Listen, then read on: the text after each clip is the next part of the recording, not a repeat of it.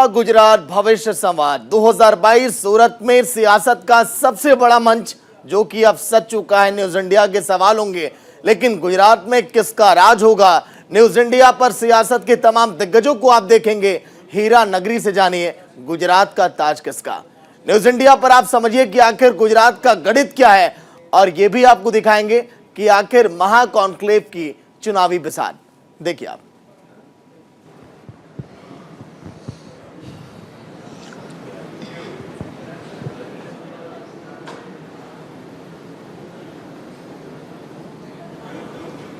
Good morning, Gujarat. I must say, केम छो गुजरात। आप सब गुजरात के लोग कैसे हैं, यही जानने के लिए आज न्यूज़ इंडिया 24/7 की पूरी टीम आज गुजरात की धरती पर, सूरत की पावन धरती पर आई है। देखिए, देश बदला, पूरा विश्व बदला, हम सब बदले। युवा कितने बदले हैं, उनके मन की बात कितनी बदली है, यही जानने के लिए आज न्यूज़ इंडिया 24/7 इस गुजरात की धरती पर युवा संवाद और साथ ही गुजरात के विकास पर बातचीत करेगी, क्योंकि साल 2022 है और यहाँ पर चुनावी माहौल का आगाज़ भी हो चुका है।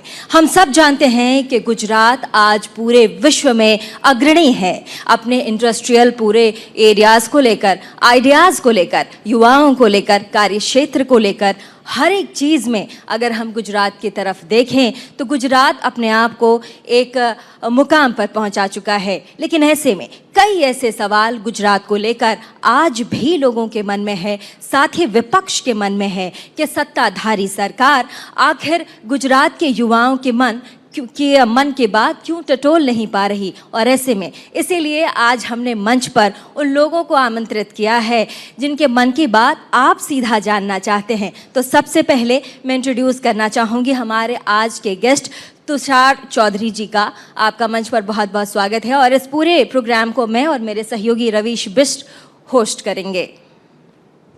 तुषार जी, बहुत स्वागत है आपका।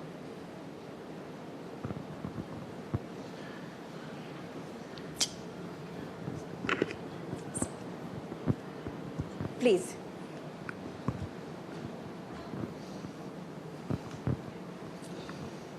आपका बहुत बहुत स्वागत है सर। Thank you. आपके बारे में मीडिया में देखने को काफ़ी कुछ मिलता है, सुनने को मिलता है। आज सोचा न्यूज़ इंडिया 24/7 के माध्यम से युवाओं के मन की बात क्या है वो जानने के लिए आपको बुलाया जाए, क्योंकि सत्ताधारी सरकार से सवाल तो हर कोई पूछता है क्योंकि वो राज कर रहे हैं। लेकिन विपक्ष क्या कर रहा है? क्या युवाओं के मन की बात विपक्ष टटोल रहा है? खास करके युवाओं की बात करेंगे तो मैं एक ट्राइबल हूँ। जब 27 साल पहले कांग्रेस की सरकार हुआ करती थी तो यहाँ पे जो गांधीनगर में सचिवालय जिसे बोलते हैं, जहाँ हर एक दफ्तर आए हुए हैं गुजरात गवर्नमेंट के, तो वहाँ पे हम जाते थे तो हर एक 10 लोग मतलब बैठे हैं तो उनमें से एक ट्राइबल हमको मिलता था जी। और जो अफसर लोग की कैबिनें भी हुआ करती थी तो वहाँ पे हर 20 कैबिन में से एक पे बोर्ड ट्राइबल अफसर का लगा हुआ होता था। आज लगातार 27 साल से यहाँ पे कांग्रेस की सरकार नहीं है, तो कांग्रेस के राज में जिनको नौकरी मिली थी वो सब रिटायर हो चुके हैं। तो आज हमको कोई अफसर नहीं मिल रहा है और ना ही कर्मचारी ट्राइबल वहाँ पे मिल रहा है, क्योंकि यहाँ अभी जो आउटसोर्सिंग की जो उन्होंने प्रोसेस शुरू की है तो क्या है कि 11 महीने के लिए वो काम देते हैं, या तो कॉन्ट्रैक्ट सिस्टम होता है, जब मन चाहे आप चले जाओ। और जो शिक्षित युवा है उसका शोषण यहाँ पे बहुत भारी हो रहा है। सर, आपने 27 सालों की बात की। आखिर 27 सालों में ऐसा क्या हुआ कि कांग्रेस जो है वो कम बैक नहीं कर पाई? 27 साल लग गए और अब 2022 में दिसंबर में इलेक्शंस होने वाले हैं। 27 साल में कांग्रेस, 27 साल में कई जनरेशन्स बदल गई हैं सर। हाँ, वो भी बात सही है, क्योंकि ये एक बड़ा जो उस पर मैं फैक्टर मानता हूँ कि जो मतलब कांग्रेस की जो लास्ट सरकार थी करीबन 90s में थी, तो तब जो युवा 18 का था तो आज वो 45 साल का हो गया है। तो मतलब 45 साल तक के युवाओं ने कांग्रेस की सरकार ही नहीं देखी। तो वो एक जो फैक्टर है कि कांग्रेस पहले की सरकारें पहले हुआ करती थी, कांग्रेस ने क्या किया था वो आज के युवा को संज्ञान में ही नहीं है। और आज क्या है कि सोशल मीडिया है और सब इतना हावी हो गया है, तो वहाँ पे जो दिखाया जाता है उसके ऊपर ही अपना निर्णय युवा लेते हैं। इसी वजह से शायद हम पिछड़ रहे हैं। आपने आदिवासी समुदाय की बात की, आप खुद आदिवासी समुदाय से आते हैं। कहा जाता है आदिवासी समुदाय के लिए सी.आर. पाटिल जी ने जितना काम किया है और जितनी आवाज़ उठाई है, शायद विपक्ष में रहते हुए आपने कभी उतनी आवाज़ नहीं उठाई। सी.आर. पाटिल तो अभी अभी अध्यक्ष बने हैं, उन्होंने कहाँ से आदिवासी के लिए 2 कुछ साल। आवाज हुई? 2 साल। 2 साल में अभी हम लड़ाई लड़ रहे हैं। ये तापी नर्मदा लिंक कैनाल का जो प्रोजेक्ट, वहाँ करीबन 35,000 आदिवासी बेघर हो रहे हैं। जंगल की काफ़ी ज़मीन डूब में जा रही है। कई गांव विस्थापित होने का खतरा आ पड़ा है। तो हम लगातार आंदोलन कर रहे हैं। लगातार आंदोलन करने के बाद भी उन्होंने एक ही चीज़ की घोषणा 3 बार की। पहले उन्होंने गांधीनगर में की कि भाई हम ये प्रोजेक्ट स्थगित कर रहे हैं, लेकिन लोगों ने नहीं माना। तो उसके बाद उन्होंने फिर वलसाड में आदिजाति मंत्री और 2-3 और मंत्री को बुला के प्रेस कॉन्फ्रेंस की कि भाई ये प्रोजेक्ट हम स्थगित कर रहे हैं। फिर भी लोगों ने नहीं माना। आंदोलन हमारा लगातार चालू रहा। तो मुख्यमंत्री और सी.आर. पाटिल स्वयं आए यहाँ पे 10 दिन पहले। कि किस लिए आए? सिर्फ प्रेस कॉन्फ्रेंस करने के लिए। तो प्रेस कॉन्फ्रेंस के में जो पहले बैनर बना हुआ था उसमें तापी पार नर्मदा लिंक प्रोजेक्ट स्थगित ऐसा लिखा था। फिर वो बैनर को भी उन्होंने करेक्शन में डाला और रद्द वर्ड यूज़ किया और फिर प्रेस कॉन्फ्रेंस की। तो मेरा प्रश्न आपसे है कि ये जो तापी पार नर्मदा लिंक प्रोजेक्ट जो है, ये जल संसाधन मंत्रालय दिल्ली का प्रोजेक्ट है और उन्होंने ये प्रोजेक्ट बजट में पेश किया और निर्मला सीतारमण ने अपनी बजट स्पीच में 37 नंबर के जो पॉइंट था उसमें उन्होंने उनको स्वीकृति दी है। तो एक प्रोजेक्ट केंद्र सरकार का है तो उसका रद्द करने का अधिकार मुख्यमंत्री को कैसे हो सकता है?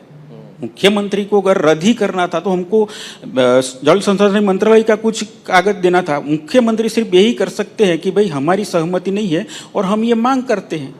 उसके ज़्यादा रद्द करने का अधिकार ही नहीं है। फिर भी हमको बेवकूफ़ बनाने के लिए यहाँ के प्रेस कॉन्फ्रेंस करके इतना झूठ अगर मुख्यमंत्री बोलते जो आम आदमी भी समझ सकता है कि आपके परव्यू में नहीं आता, वो चीज़ आप कैसे कैंसिल कर सकते? सर आप समझा क्यों नहीं पा रहे जनता को? इतना झूठ बीजेपी वाले बोल रहे हैं, सरकार झूठ बोल रही है, प्रोजेक्ट नहीं चल रहे, कांग्रेस क्यों नहीं समझा पा रही है? कांग्रेस समझा तो पा रही है, लोग भी समझ रहे हैं, लेकिन क्या होता है कि चुनावी माहौल में कुछ और मुद्दा हाईलाइट हो जाता है। जो इश्यू कोर इश्यूज है, महंगाई है, बेरोजगारी है, शिक्षा का प्रश्न है या हेल्थ का इश्यू है, वो सब बाजू पे हो जाता है। कहीं धर्म की राजनीति आ जाती है, कहीं कोई और चीज़ें आ जाती है, तो उसमें बहक जाते हैं। ऐसा ही हमने लगातार देखा है। नहीं, मैं इसलिए कह रहा हूँ ना, 70 से भी नीचे सीटें आपकी रह गई हैं। 6 महीने बाद चुनाव है, वो जो सीटें आई थी वो भी कम हो गई, तो बैकफुट पे जा रही है ना कांग्रेस। तो नहीं, हमारे बढ़ना आगे है, बैकफुट पर जा रही है। हम तो गुजरात महात्मा गांधी का है, गुजरात सरदार पटेल का है। कांग्रेस के इतने बड़े लीडर रहे हैं आजादी के समय से, देश याद करता है उनको, लेकिन statue of liberty Modi ji को बनानी पड़ जाती है। देखिए, पहले हम 77 तक तो लास्ट इलेक्शन में 77 पर तो हम पहुंच गए थे जी, और हमारे 2 साथी भी, एक इंडिपेंडेंट था और एक अलायंस वाला था। 79 तक तो हम पहुंच गए थे। बीजेपी 99 पे ही सिकुड़ गई थी। और हमारा कांग्रेस का रिकॉर्ड है कि 149 सीट हमने 1980 में जीती थी। वो आज तक बीजेपी वहाँ तक, जब स्वयं प्रधानमंत्री मुख्यमंत्री रहे यहाँ पे, फिर भी वो रिकॉर्ड तक वो पहुँच भी नहीं पाए। तो लेकिन इतिहास के आगे थोड़े ना वो चलेगा। अब इतिहास का रिकॉर्ड मानेंगे तो राजीव गांधी ने 400 सीटें जीती थी। आज देखिए सेंटर में कांग्रेस की कितनी सीटें रह गई। क्या करना होगा? स्ट्रॉन्ग लीडरशिप चाहिए गुजरात में कांग्रेस को। कांग्रेस लीडरशिप आज भी मेहनत कर रही है और हम लगातार लोगों के बीच में जा रहे हैं। तो इस बार अगर हम कुछ नहीं कर रहे हैं, मान लो कि हम प्रतिपक्ष वाले आराम से बैठे हैं, तो क्यों उनको हमारे विधायक को तोड़ने की जरूरत पड़ती है? क्यों हमारे नेताओं को भारतीय जनता पार्टी में जोड़ने की जरूरत? आप उनको रोक के क्यों नहीं रख पाते? देखिए हार्दिक पटेल भी चले गए, आप लेकर आए, सब कुछ आपने उनको किया, पोस्ट दिया, सब कुछ दिया, उनको भी नहीं रोक पाया आप इलेक्शन से पहले। 6 महीने रह गए इलेक्शन के लिए, हार्दिक पटेल भी उधर चले गए उनके खेमे में। देखिए, ये रोकना ना रोकना वो हमारे हाथ में नहीं है, वो व्यक्तिगत निर्णय होता है। कोई लाभ उनको दिख रहा हो, कोई अपनी करियर के बारे में सोचता है, कोई शॉर्ट टर्म बेनिफिट के बारे में सोचता है। तो ऐसे जो लोग हैं जो विचारधारा से नहीं जुड़े हैं, वो तो कल किसी और पार्टी में भी जा सकते हैं। खेमे में सर कहा जाता है कि लीडरशिप की बहुत भारी कमी है, क्यों? यहाँ के युवा बस यही कहते हैं कि हम किस लीडर की तरफ देखें, आप बता दीजिए। लीडरशिप जो नेतृत्व करता है सर, अगर हम किसी घर में रहते हैं, हम सब जानते हैं, हम सब घर में रहते हैं, घर का एक मुखिया होता है, जो मुखिया कमान संभालता है। पार्टी एक घर की तरह होती है और उसमें एक मुखिया होता है, लीडर होता है, जो पूरे के पूरे घर को संभालता है। आपके यहाँ उस नेतृत्व की कमी है सर। हार्दिक पटेल आपके लिए कितना बड़ा लॉस है? हार्दिक पटेल तो हमारे साथ इतना रहे भी नहीं है।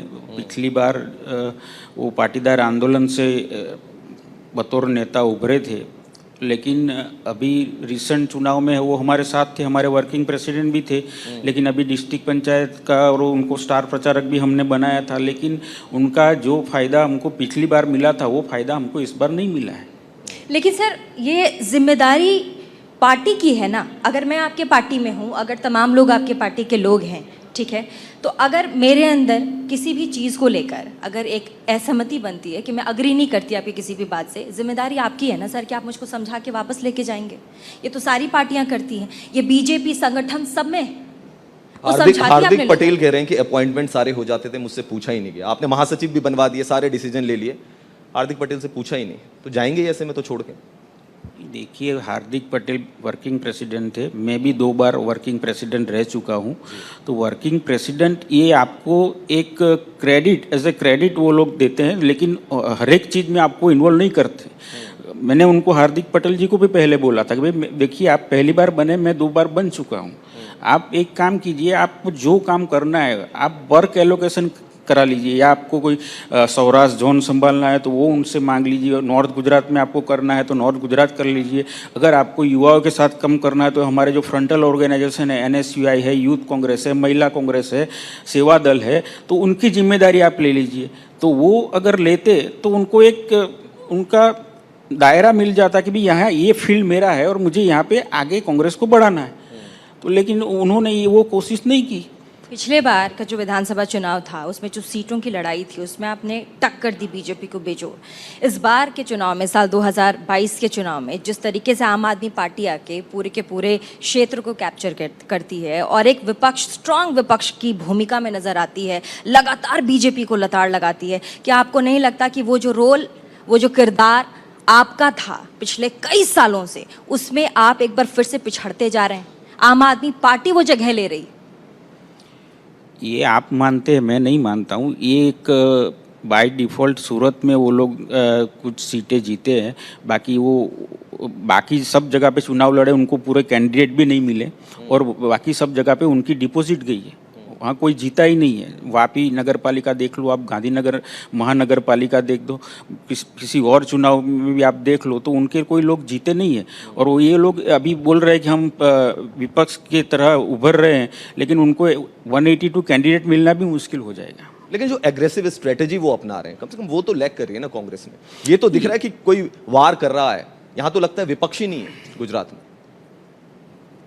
यहाँ पे एक तो देखिए, माहौल ऐसा है कि मान लो कि कल CM मेरे डिस्ट्रिक्ट में आ रहे हैं जी, तो हमने कोई प्रोग्राम उनके खिलाफ नहीं दिया है, हम कोई विरोध प्रदर्शन भी करने वाले नहीं हैं, फिर भी हमको नज़रकैद किया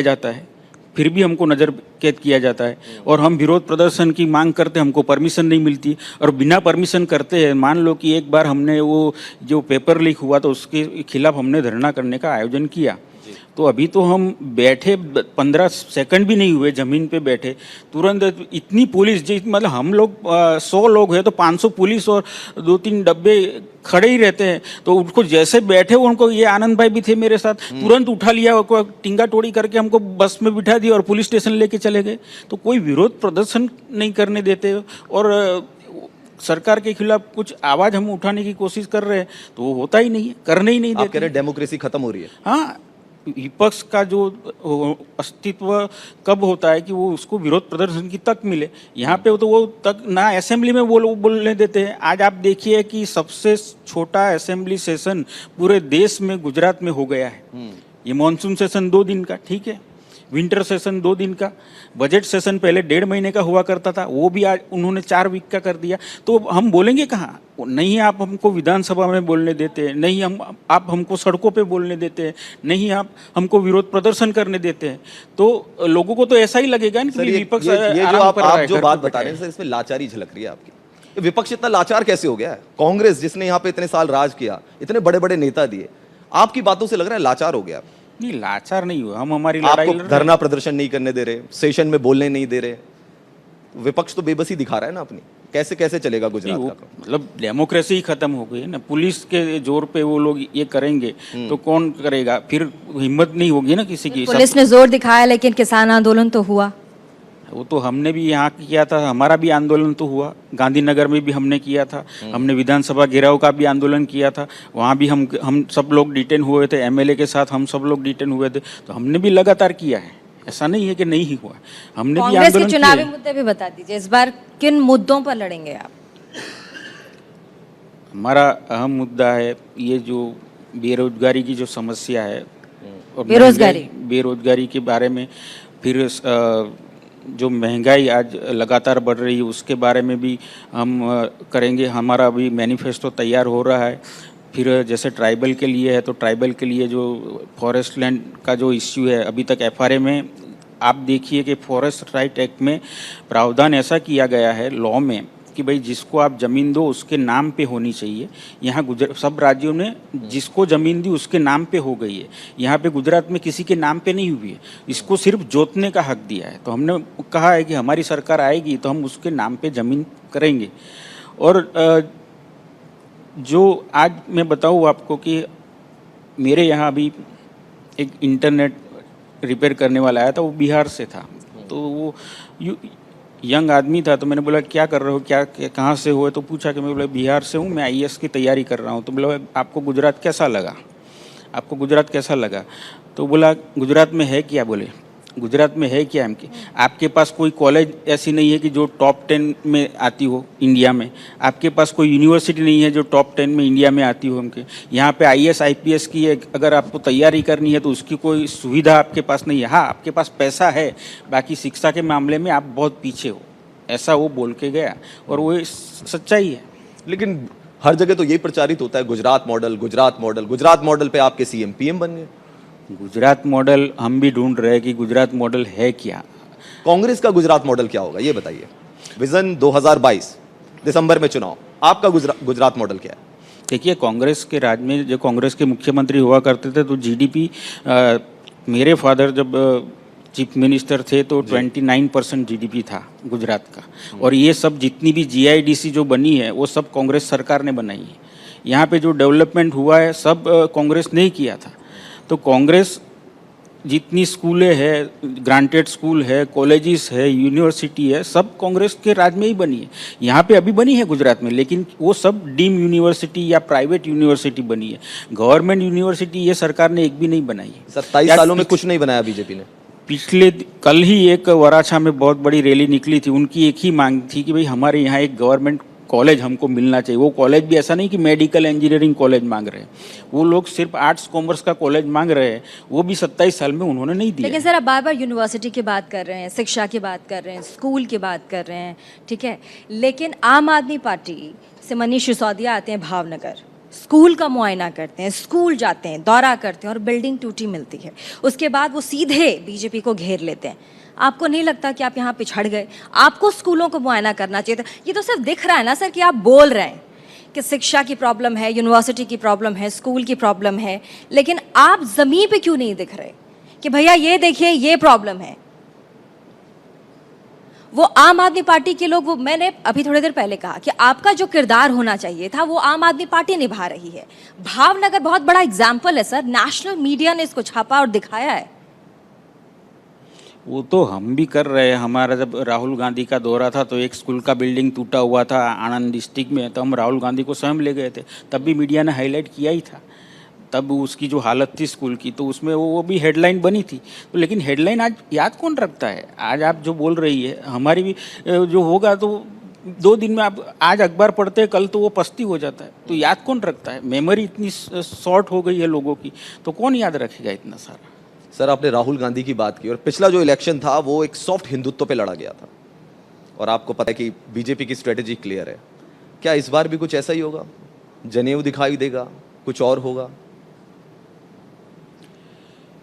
अभी ये स्ट्रेटेजी हमारी तय नहीं हुई है, लेकिन पिछली बार हम लड़े थे, इस बार उससे अच्छी तरह कैसे लड़ पाए और लोगों में ज़्यादा से ज़्यादा लोगों का हमें सपोर्ट मिले, वो हमारी कोशिश रहेगी। लीडर कौन होगा सर? किसके नेतृत्व में चुनाव लड़ा जाएगा? क्योंकि हमेशा जनता ये जानना चाहती है कि फेस कौन है। नहीं, जनरली उनके पास तो हैं, वो तो हर बार बदलते हैं। आपके पास फेस कौन है कि सीएम का फेस ये होगा? नहीं, जनरली कांग्रेस पार्टी कभी भी सीएम कैंडिडेट घोषित नहीं करती है, वो चुनाव के बाद ही करती है। तो हम अभी चुनाव जो लड़ेंगे तो हमारे जो पीसीसी प्रेसिडेंट है उनकी अगुवाई में हम चुनाव लड़ेंगे। सर 14 से 15% आदिवासी हैं पूरे गुजरात में, 27% सीटों पर आदिवासी इम्पैक्ट देखा जाता है। आप 5 बड़े मुद्दे इस बार के चुनाव में आदिवासियों के रख दीजिए और उनके विकास के लिए अगर आपकी पार्टी जीत के आती है तो क्या करेगी? न्यूज़ इंडिया 24/7 पे आप ये कहेंगे सर, वादा करेंगे सर? पहला काम तो हम ये करेंगे, जो पैसा एक्ट जो आदिवासियों के लिए बनाया गया है उनका 100% इम्प्लीमेंटेशन हो और जो उनका अधिकार है वो मिले, वो काम हम पहले करेंगे। दूसरी बात हम ये करेंगे कि जो फॉरेस्ट राइट एक्ट में जिनको अभी तक ज़मीनें मिली नहीं है और जिनको मिली है उसको सिर्फ जोतने का हक मिला है, तो हम जिनको नहीं मिली उसको ज़मीन भी देंगे और जिनको जोतने का हक मिला है उसको उसके नाम पे हम ज़मीन करेंगे। तीसरी बात यह है कि जो भी प्रोजेक्ट जिसकी वजह से आदिवासियों की ज़मीन जा रही है, उनके गांव डूब रहे हैं, उनको विस्थापित होना पड़ रहा है, तो ऐसे कोई भी प्रोजेक्ट होगा जी उससे आदिवासी को नुकसान हो, वो प्रोजेक्ट हम नहीं करेंगे, वो हम वादा करते हैं। और जो शिक्षित युवा जो है ट्राइबल में, तो उनको काम मतलब कि पढ़ाई के हिसाब से काम मिले और पढ़ाई के हिसाब से उनको वेतन भी मिले, वो तय करना हमारा लक्ष्य रहेगा। घोषणा पत्र अभी तो जारी हुआ नहीं किसी भी पार्टी का, लेकिन आप अगर घोषणा पत्र जब जारी होगा आप उसमें कौन से मुख्य बातों को शामिल करेंगे जो पूरे गुजरात को इफेक्ट करेगा? और साथ ही अगर आपकी पार्टी जीत कर आती है तो उन मुद्दों पर सीधे सीधे कांग्रेस पार्टी काम करेगी कि हम जीत कर आ गए हैं और हम ये काम करेंगे, ये हमारे घोषणा पत्र में हम शामिल करते हैं। अभी आपने सोचा नहीं है, पार्टी ने सोचा नहीं है कुछ? हो रही है तैयारी, तो अभी मैं कैसे बोल सकता हूँ? अपनी तरफ से 2-4 चीज़ें बताइए। नहीं, मैंने ये जो इश्यू बताया, मैंने ट्राइबल का, उसमें मैं इन्वॉल्व हूँ, तो मैंने आपको बता दिया कि भाई ट्राइबल के लिए हम क्या सोच रहे हैं। तो जो अभी स्टैच्यू ऑफ यूनिटी में भी जो लोगों को ट्राइबल को नुकसान हो रहा है वो भी हम रोकने की कोशिश करेंगे, क्योंकि वहाँ कुछ नोटिफाइड एरिया घोषित करने की बात है। वो सब अभी जो ट्राइबल लड़ाई लड़ रहे हैं उसके लिए भी हम कुछ करेंगे। सर ये बताइए, आप ट्राइबल्स के इतने बड़े लीडर हैं, आपके फादर भी इतने बड़े लीडर हैं, ये जो सारी बातें आपने कही, आप आश्वस्त हैं? क्योंकि बहुत बड़ा वोट बैंक है, वो आश्वस्त हैं कि आपकी तरफ आएगा? नहीं, देखिए, आप लगातार पिछले 4 चुनाव का आप नतीजा देखेंगे तो पिछली बार ट्राइबल की 27 सीट है, तो 27 सीट में से 15 सीट कांग्रेस जीती थी, 2 हमारे अलायंस बीटीपी जीता था और 1 इंडिपेंडेंट जीता था। तो 27 में से 18 में तो बीजेपी हारी थी, उनके पास तो 9 सीट ही आई थी। वही रिजल्ट उसके पहले वाले चुनाव में 2012 में भी आया था, उसके पहले 2007 में भी आया था और उसके पहले 2002 में भी आया था। तो ट्राइबल जो सीटें हैं उसमें कभी बीजेपी ने अभी तक बढ़त नहीं पाई है। यहाँ हम साउथ गुजरात की भी बात करें तो साउथ गुजरात में 14 सीट है ट्राइबल की, तो 14 सीट में से हम लोग 7 जीते थे, 2 हमारी अलायंस जीती थी, बीजेपी सिर्फ 5 पे ही रह गई थी। तो ट्राइबल तो आज भी बीजेपी को इतना सपोर्ट नहीं कर रहे हैं। सिटीज में लेकिन मात खा रहे हैं, शहरों में मात खा जा रहे हैं। शहरों में हम मार खा रहे हैं। उसका क्या रीजन है फिर? शहरों में जो बीजेपी झूठा प्रचार, आज देखिए आप 2G स्कैम, कोलगेट, जो एक कैग के रिपोर्ट के आधार पे जो टिप्पणी हुई थी उसको उन्होंने स्कैम में कन्वर्ट कर दिया। अगर वो स्कैम हुआ होता तो आज आप 8 साल से दिल्ली में बैठे हैं, तो किसी हमको सबको जेल में होना चाहिए। तो 8 साल में आपने किसी को जेल में क्यों नहीं बिठाया? क्योंकि वो स्कैम ही नहीं था। वो केक का रिपोर्ट ये कह रहा था कि इसकी जगह पे आप ये रेट पे ऑक्शन करते तो सरकार को इतना फायदा मिलता। सरकार ने अपना फायदा नहीं सोचा, सरकार ने ये सोचा कि भी हर एक गरीब के गरीब आदमी को भी मोबाइल की सुविधा उपलब्ध हो, तो सरकार ने उसमें कमाई का नहीं सोचा। तो आज हर एक के पास मोबाइल है, तो उसको उन्होंने स्कैम में कन्वर्ट कर दिया। तो झूठा जो प्रचार था 15 लाख हो, झूठी कॉलगेट हो, तो उसमें क्यों आज तक किसी को आपने कुछ नहीं किया? अगर वो स्कैम था तो आप अंदर कर लेते, क्यों आज आप ईडी सीबीआई वो सब का यूज़ तो आप ऐसे भी कर रहे हो? तो वो तो स्कैम था, आपने बताया था कि ये स्कैम है, तो उसमें क्यों नहीं ईडी सीबीआई का यूज़ कर रहे हो? सर एक बात ईमानदारी से बताइए, आप भी केंद्रीय मंत्री रहे हैं, मोदी जी यहाँ सीएम थे, वो पीएम बन गए। कांग्रेस कितना भी प्रचार कर ले, कांग्रेस कुछ भी रणनीति बना ले, क्या गुजरात में ऐसा है कि मोदी के आते ही सब वोट बैंक उधर शिफ्ट हो जाता है? ये यहाँ पर जो चुनाव है कांग्रेस और बीजेपी का चुनाव नहीं है, कांग्रेस और मोदी का चुनाव। और मोदी की इमेज इतनी बड़ी हो चुकी है कि जैसे ही वो गुजरात में कदम रखते हैं वोट बैंक उधर चला जाता है। नहीं, अगर यही बात सच होती तो हम पिछली बार भी 77 सीट कैसे लाते? हम 7 पे ही रुक जाते ना। अगर मोदी बहुमत तो चला गया ना सर, आपने बहुत बहुमत कोशिश तो की, चला गया, लेकिन बहुत हम कोशिश की आपने। नजदीक तो पहुंचे, तो ऐसी बात नहीं है। हाँ, लोकसभा में ये होता है, लोकसभा में लोग यही देखते हैं गुजरात के चुनाव में कि भाई हमें फिर से उनको प्रधानमंत्री बनाना है, तो उसमें कैंडिडेट मायने नहीं रखता है, उसमें मोदी वर्सेस ऑल हो जाता है। तो उसमें वो लोग दोनों बार वो 26 सीटें हासिल करने में उनको सफलता मिली है। क्या धर्म की राजनीति भी हावी हो जाती है? धर्म की राजनीति में आप पिछड़ जाते हैं क्योंकि लोगों को लगता है ये एक समुदाय विशेष की पार्टी हो चुकी है, और ये शायद कोशिश भी करते हैं आपको साबित करने की। क्या इसमें भी पिछड़ जाते हैं कांग्रेस वाले?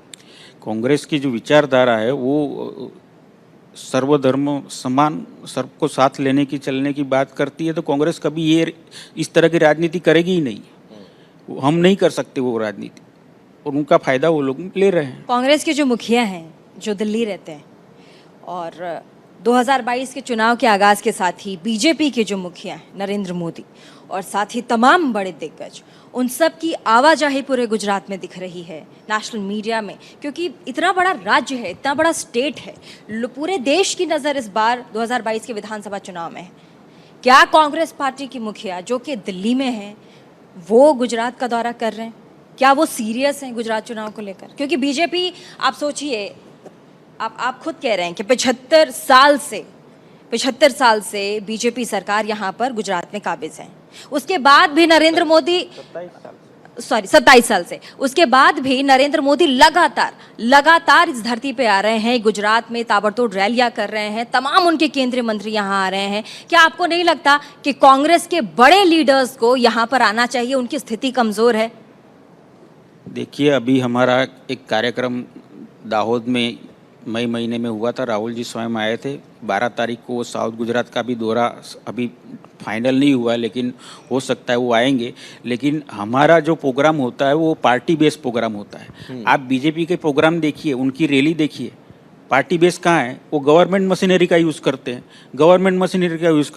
गवर्नमेंट बसें हायर करती है, गांव-गांव भेजती है। वहाँ का जो तलाटी उसको बोलते हैं कि आपको बस में भरने का है। वो मामलतदार जो होता है, मतलब क्लास 2 ऑफिसर, उसको पानी की जिम्मेदारी वो दे देते हैं। कोई डिप्टी इंजीनियर होता है, वो पार्किंग संभालता है। ये इस तरह तो प्रोग्राम होते हैं पार्टी बेस। बताओ, वो तो एक्सेप्ट करते हैं ना सर, वो तो कहते हैं हमारा संगठन है भैया, और संगठन की तरह हमारी बीजेपी पार्टी को सर कैडर पार्टी के तरह देखा जाता है। कैडर है सर, संगठन की तरह काम करता है। आपकी पार्टी इस पे पिछड़ जाती है। गवर्नमेंट मशीनरी कहाँ कैडर में आ गई? ये गवर्नमेंट मशीनरी का यूज कर रहे हैं, उनकी कैडर कहाँ कर रही है? ये बसें भरने का काम उनकी कैडर कहाँ कर रही है? वो तो गवर्नमेंट ऑफिसर के पास करा रहे हैं। आप जाइए, अभी ये एक परसों आ रहे हैं 10 तारीख को, जाइए, कितनी गवर्नमेंट मशीनरी लगी हुई है, आप देखिए, स्वयं देखिए। 10 तारीख को उनका प्रोग्राम है साउथ गुजरात में। सब ऑफिसर 4 डिस्ट्रिक्ट के कलेक्टर से लेके सब लोग को वहाँ पे छोड़ दिया है, और उनको जिम्मेदारी दी है कि आपको इतने आदमी लाना है, आपको ये करना ही है। सर, सरकारी कार्यक्रम में वो प्रचार कर रहे हैं। कांग्रेस के भी तो कार्यकर्ता होंगे सर गांव-गांव में। नहीं, हमारे तो कार्यकर्ता है। कार्यकर्ता ये काम नहीं करते होंगे? हमारे कार्यकर्ता करते हैं, तभी तो हमारी दाहोद की रैली सब इतनी जोरदार हुई कि हमारी एक्सपेक्टेशन से 2 गुना आदमी आ गए। तो हमारे तो कार्यकर्ता ने किया ना, यहाँ तो सरकारी मशीनरी कर रही है। ये तो फर्क है। कहा जाता है कि कांग्रेस के कहने और करने में कथनी और करनी में बहुत फर्क है।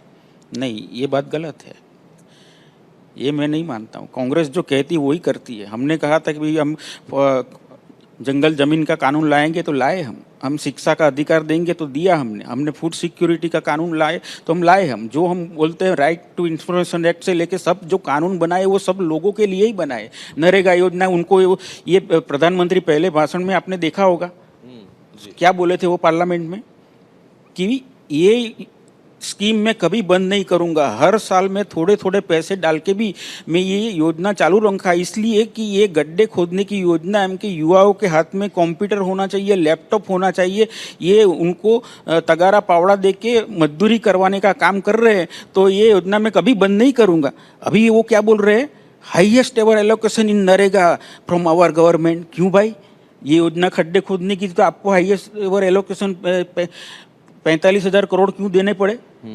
क्योंकि कोरोना में लोग मर रहे थे, उनके पास काम नहीं था तो आपको देना पड़ा।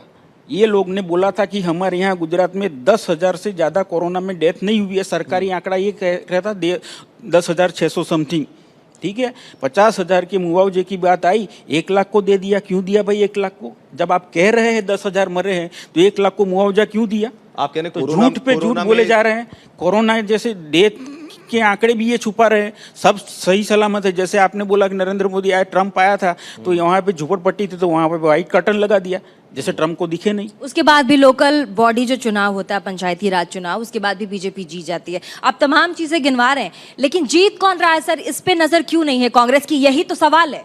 देखिए, अभी कल ही बैलेंस शीट जारी हुई है, 4,889 करोड़ रुपये उनके पास है, वो तो ऑफिशियल है, नंबर 1 अकाउंट में है। तो और कितने होंगे? तो इतने पैसे से तो हर कोई चुनाव जीत सकता है। लोगों को चाहिए क्या? डेफिसिट का मामला है, ट्रस्ट डेफिसिट। सर मान लीजिए, लोगों को क्या चाहिए? नहीं कर रही है सर। सर एक अहम सवाल था मेरा आपसे, पीके मूवी आपने भी देखी होगी और एक पीके पॉलिटिकल सिनेरियो में बहुत ज्यादा फेमस है, प्रशांत किशोर की मैं बात कर रहा हूँ। अभी कुछ दिनों पहले खबर थी कि वो आएंगे, फिर उनकी डील आपके साथ बन नहीं पाई। लेकिन गुजरात में कुछ ऐसे लीडर्स हैं जो अभी भी चाहते हैं कि पीके उनके साथ जुड़े, अगर स्ट्रेटेजी बनानी है। इस पे आपका क्या टेक है? नहीं, उन्होंने जो प्रेजेंटेशन रखा था तो वो प्रेजेंटेशन पे कांग्रेस पार्टी सोच रही है।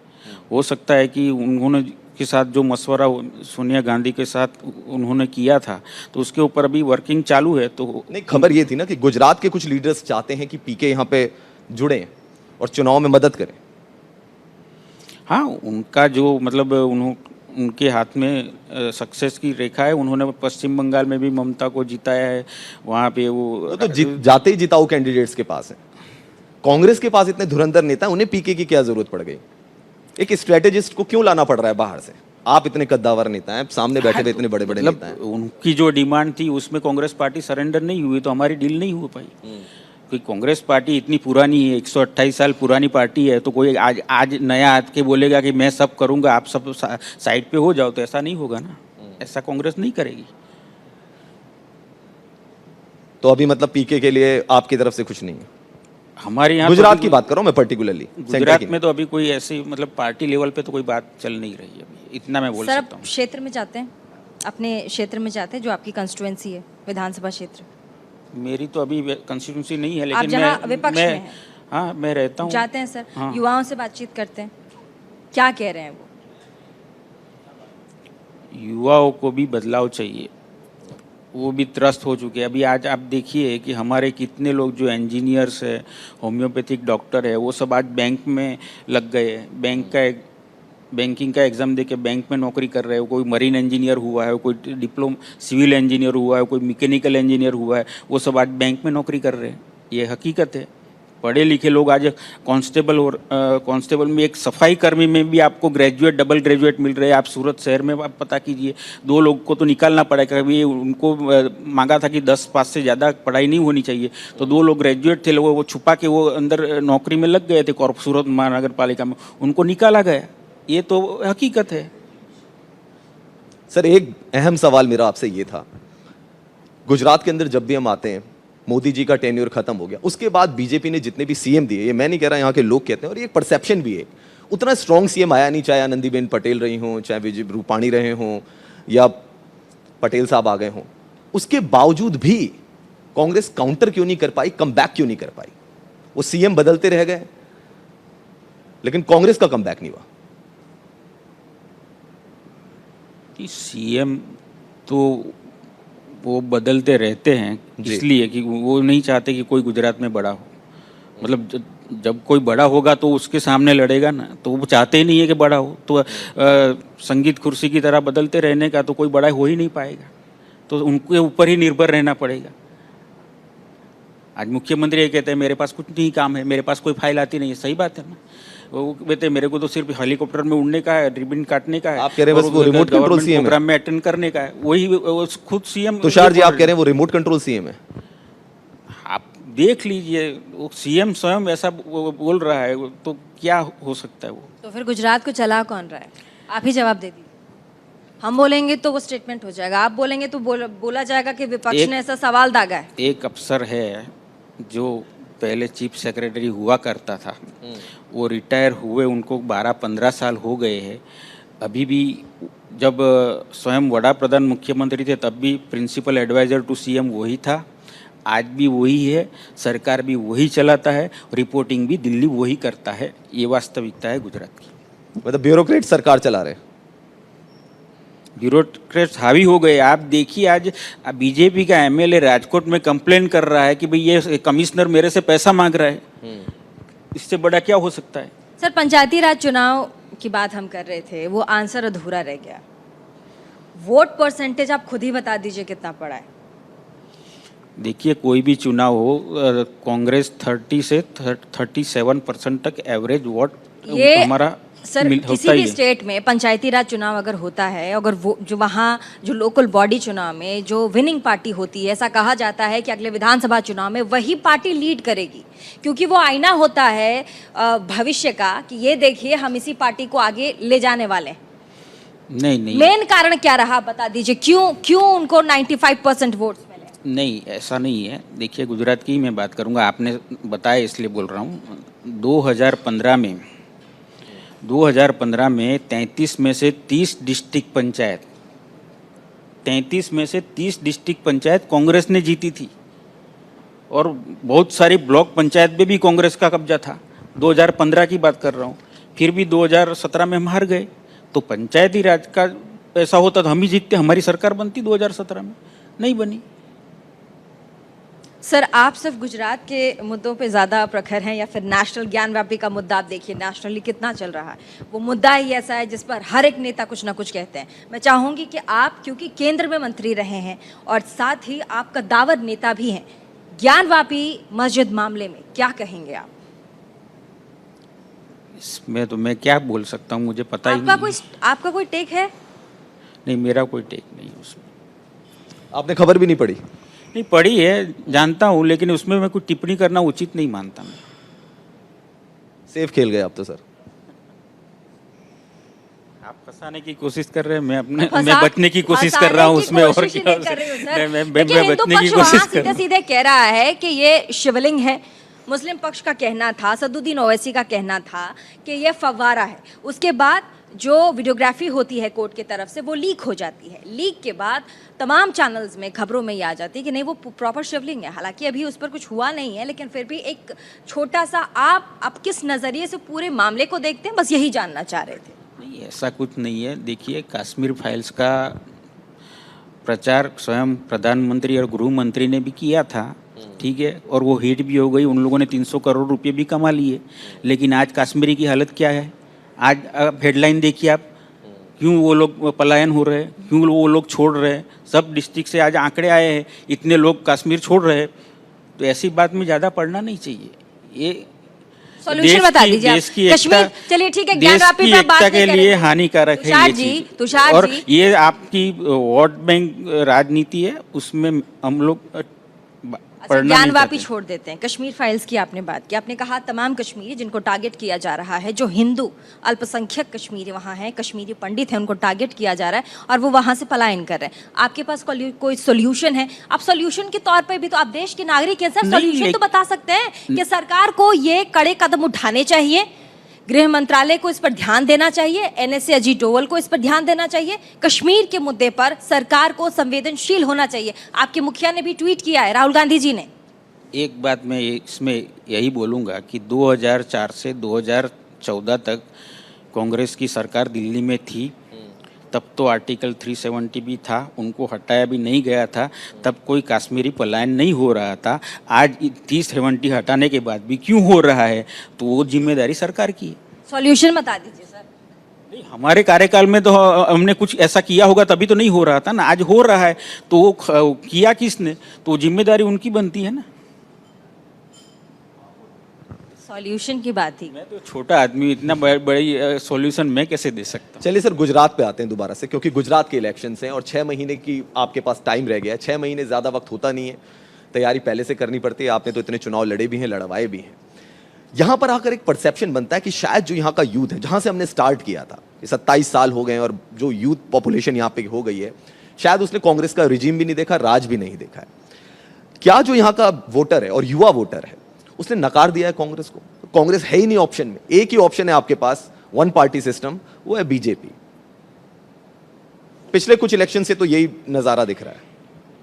मतलब नकार दिया ऐसा तो नहीं कह सकते, क्योंकि हमारे एमएलए भी जीत रहे हैं, हमारे डिस्ट्रिक्ट पंचायत में भी हमारे लोग जीत रहे हैं, ब्लॉक पंचायत में जीत रहे हैं, नगर पालिका में भी जीत रहे हैं। पार्टी के नाम पे जीत रहे हैं या अपने दम पे जीत रहे हैं चुनाव? पार्टी के नाम पे ही ज्यादा लोग जीतते हैं, अपने दम पे जीतने वाले तो बहुत कम होते हैं। मैं तो कहता हूं कि अपने दम पे जीतने का इतना ही ताकत हो तो वो लोग को बीजेपी नहीं ज्वाइन करनी चाहिए, इंडिपेंडेंट लड़के एमएलए बन जाना चाहिए। क्यों बीजेपी में जा रहे हैं? जीते हुए विधायक भी क्यों जा रहे हैं? तो वो इतना वो खुद ताकतवर है तो उसको किसी की जरूरत क्यों पड़ी? अच्छा, खबर ये भी है कि कुछ बीजेपी के जो बड़े नेता हैं, आप समझ ही रहे होंगे उनका नाम, जो सीएम पद की रेस हमेशा रहते हैं, वो भी संपर्क में है कांग्रेस के। आप लोगों से भी बातचीत चल रही है बीजेपी के कुछ नेताओं की कि अगर इधर आ जाएं, कुछ डील अच्छी सी हो जाए तो इस बार सिंबल बदल लेंगे। ये तो अभी तो बोल नहीं सकते, अभी तो 6 महीने है, कौन जाएगा कौन आएगा वो तो खबरें चलता ही रहेगा मीडिया में कि पटेल साहब इधर भी आ सकते हैं, नितिन पटेल जी, बहुत सारी चलता रहेगा। ये तो हो सकता है नरेश पटेल आ जाए तो नितिन पटेल भी आ सकते हैं, ऐसे कोई जरूरी नहीं है। ये सब आपने मतलब अभी फ्यूचर के लिए छोड़ दिया है? हाँ, आपकी तरफ से, कांग्रेस की तरफ से मुख्यमंत्री का चेहरा सोचा है आप लोगों ने? तैयारी कर रहे हैं, आपने बताया हम लोग तैयारी कर रहे हैं। मैंने पहले ही आपको बता दिया कि कांग्रेस कभी मुख्यमंत्री का चेहरा घोषित करके चुनाव नहीं लड़ती है। अगर हमारा बहुमत आता है तो हमारे एमएलए तय करेंगे कि कौन मुख्यमंत्री पार्टी का रहेगा।